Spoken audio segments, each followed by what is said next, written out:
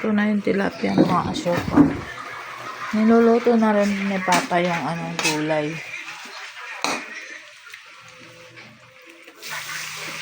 Yan o. Baka mahulog dito pa. Yung gulay ng kalabasa yan mga asyopa. Masarap yan. Ibigyan niya ng ano. Bagoong. Yan.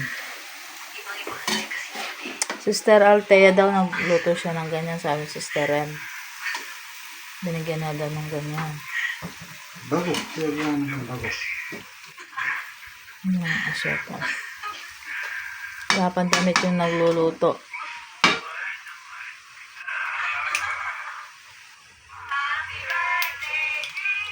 Ayan, masarap. So, naluto ni Papa. Papakain na naman kaming masarap na marami nito.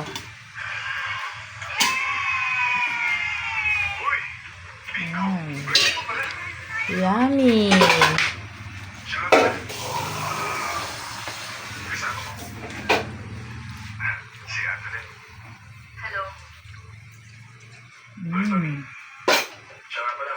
Ito yung kapartner niya. Oh.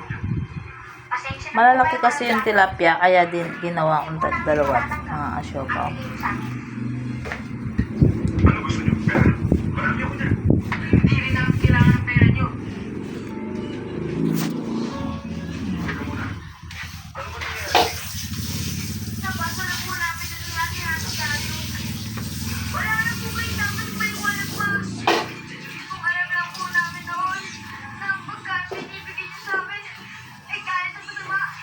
Ayan.